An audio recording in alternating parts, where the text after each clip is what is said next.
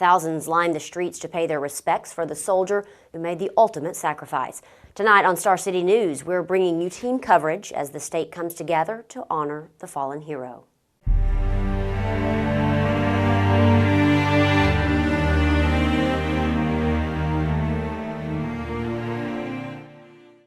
A public funeral service will be held at 11 a.m. tomorrow at Lifegate Church. A live stream link will be provided and available on Sanchez's tribute page. Burial with full military graveside rites will follow at Mount Hope Cemetery in Logansport. Sunday, crowds of people lined the route between Peru and Logansport to pay their respects. Star City's Dave North takes us there. The intersection of Indiana 218 and State Road 35 in Walton, Indiana is so lightly traveled it isn't even a four-way stop. But on Sunday it became the focal point for many travelers from across Indiana to pay their respects to Marine Corporal Bert Sanchez.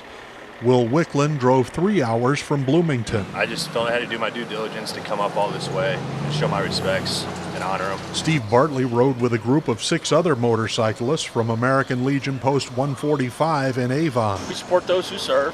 The weekend of remembrance, honoring him and honoring those, from this weekend, it all kind of just came together for us, and we try to make it a mission at our post to attend these type things, especially, to honor a fallen soldier. For some in attendance, the reason for being there was more personal.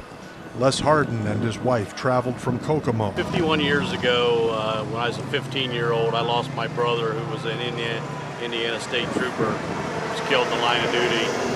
And I remember vividly that week of funeral processions, so much respect shown by people throughout the state, and we really believe in our military and the thing they do, and we just want to be out here and show respect. And though the circumstances that brought people out varied widely, the crowd was united in their reason for being there, to show their respect for an American returning home. Dave North, Star City News, Walton, Indiana. This is MCKENNA Adams in Logansport. People from across the state came to honor the return of a Hoosier hero this weekend. The remains of Corporal Humberto Sanchez, who died in Afghanistan last month, returned to his hometown of Logansport, Indiana on Sunday. Once arriving in the city, the procession was welcomed by people lining the streets. Some were Logansport natives, like Kelly and TERESA Spencer. To pay tribute to somebody that lost their life for protecting us, for protecting our country, and he's one of our own. Kelly Hensley of Bargersville came with her Jeep club of 70 people to support the Sanchez family. It's heartbreaking. It's just devastating that our country has come to this, and that we lost just 13 soldiers. There's no sense in it. It's tragic. State troopers, local police, firefighters, and 7,000 motorcycles joined the procession. They drove from the Grissom Air Reserve Base to Logansport on US 35 North. The city, a population of 17,000, was a sea of red, white, and blue. The Indiana Patriot Guard showed their support by supplying 200 American flags to the community. We do escorts of the processions and also stand flag lines.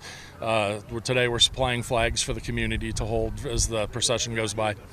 Just feel like it's the least that I can do for someone who gave their life to serve our country. Stephanie McKenzie, who also distributed flags, wants to tell this to the Sanchez family. I know your anguish. I'm a Gold Star wife. My husband was one of the 22 veterans a day in this country who lose their life to suicide. Not quite the same, but I know your anguish. I know the sacrifice. I know what it means when your very own is America's son. The procession stopped briefly near Market and 8th Street to observe a moment of silence. It ended at the Gundrum Funeral Home early in the afternoon, where the family gathered privately. MCKENNA Adams, Star City News, Logansport.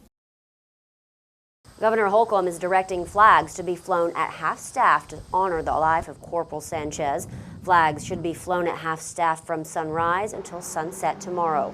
The governor also asks businesses and residents to lower their flags to half-staff.